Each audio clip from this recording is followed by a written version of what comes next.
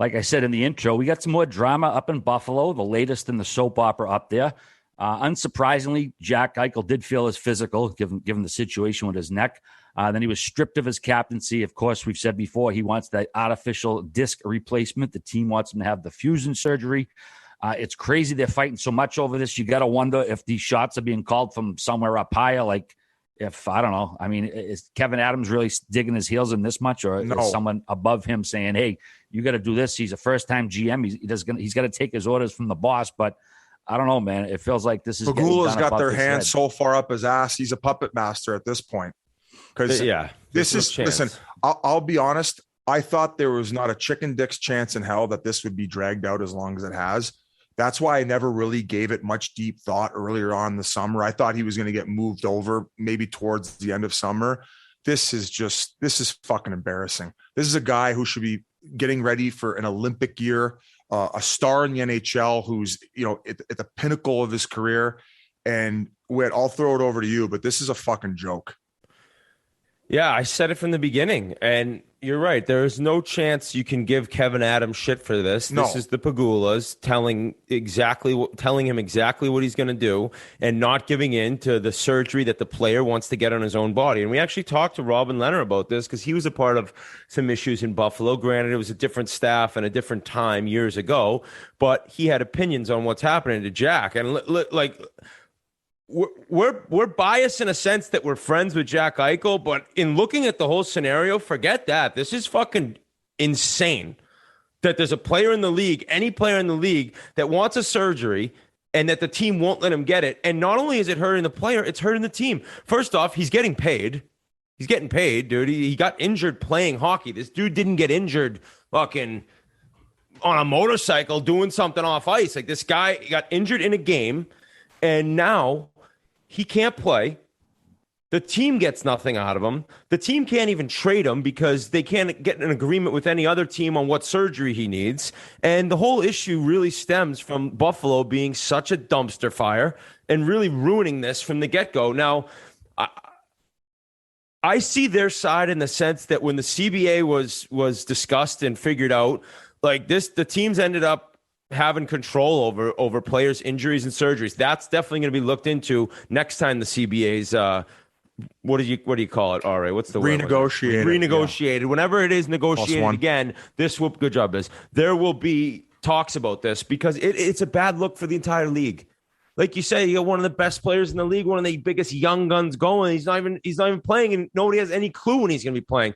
And he was skating all summer. I talked to guys in Boston, flying around, looking unreal. Now he can't be hit. There's no contact, but he looks great. And you just feel for a guy. I don't care how much money he has. This guy loves the game of hockey. It's all he wants to do. And you're just sitting there in limbo right now. I listened to Elliot and Marek on 31 Thoughts podcast, and they were talking about how with Tarasenko requesting the trade from St. Louis, his medical records were made to be seen and open to any team that wanted to see them in terms of talking trades. They could look at it. They could have their doctors look at it. Nobody's seen Eichel's. So maybe at least come in, and Elliot said this, in terms of getting his medical records to any team who wants to see them. So at least they can have doctors give their opinions on what's going on. And maybe a trade could happen before the surgery goes down. But the whole thing is embarrassing. It really is embarrassing for the league. It's embarrassing for the Sabres. And you're looking at a guy, you stripped him of the C, and he's just going to be there getting paid. And where does this end, dude? Like, at what point does this, is he going to play this year? So Whit and RA, I'll ask you too. I don't know if it was Elliot Friedman who spoke on this. I believe that there are some packages from teams in place, but some conditions on the package would have to be worked out as far as how much he actually ends up playing. And of course, if things don't go well with whatever surgery or whatever procedure he decides to get done, they could get some of those conditions removed. Like let's say it's a first and second, whereas if he only plays 30 games, they end up getting the first rounder back or whatever it may be. So I don't know if that's playing a part into the fact that he's not getting traded, but RA, I don't know how much more you have to chime in on this, but one of the biggest takeaways, and you might have talked about it during the summer and mentioned this, and I don't want to spoil the whole Lehner interview, but one thing that I didn't realize is this fusion surgery. That is it a guarantee that later in life that you're going to have to get more surgeries. Guarantee. Like it's 100% fact, correct? Yeah. So a lot of the time, if you're a Buffalo Sabres fan and you're not maybe coming from the biased perspective that we are, because we are a players podcast, but we often don't, as a fan, you know, and you're rooting for the Buffalo Sabres and the organization, think about the player when he's done playing.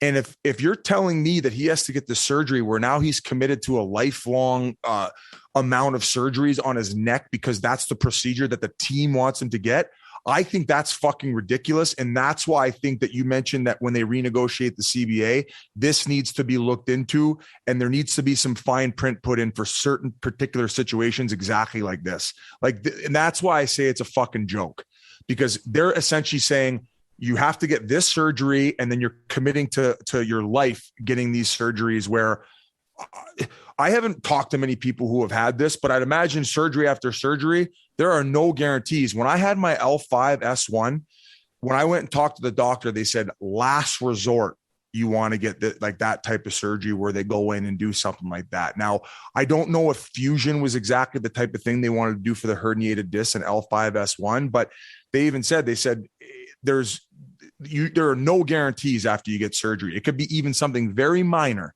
So I don't know. I'll leave it at that. I know I get a little bit fired up, but this is just, it sucks because it's a bad look. The league needs its stars playing and shining. Yeah. Kind of like the Sabres to a degree at this point are kind of controlling the narrative. I mean, everybody's going to have their situation or position, on the Eichel situation, just from being a guy who played there. Like, how do you feel about what's going on? Like, you know, the fact that they can control what surgery. I hate it. I hate it, man. Like, honestly, it's I hate it. I think it's I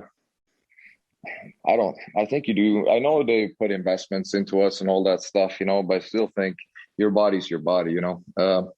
End of story. I think there are so much bureaucracy that destroys things. You understand what I mean? If Eichel want to make a surgery and they are scared because they could protect the investment, I mean, how hard can it be to just have him sign a waiver then? You understand what I mean? If something goes wrong, he doesn't get paid. You understand what I mean? If he really wants to do it. But it's just so, again, it's so boxy, everything. But it bothers me because, you know, Jack Eichel is a world-class talent. You know, I played with him. You know, I respect him. We didn't always see eye to eye, you know, but I respect him as a person, and he's potential to be one of the best players. I think he is one of the best players, and what's going on there. And, you know, I opened my mouth on that this summer too, and in Twitter, and everyone's like, oh, bad timing doing that. Are you doing it for Eichel? No, I'm just shedding light. It was a shit show there, man. And I'm not trying to. And then again, am I saying that to trash the Sabres? No, I'm not. I was a shit show there. Everyone was a shit show there when I was there. We were awful, you know, and I took majority of the blame of it. But, you know, we did also come into when I got there the first year, we came into the biggest experiments in sports when they had like 12 new people hired that never seen a hockey puck from all over the world. And I showed and I tweeted out what they did to my ankle. I have all the evidence for it. If I wanted to hurt Sabres, I would have, but they destroyed my ankle that year. End of story, 100%. And again, that's why we have rights to second opinions. And he obviously got a second opinion and gets stopped by the doctors. That makes no sense. Then why do we have second opinions?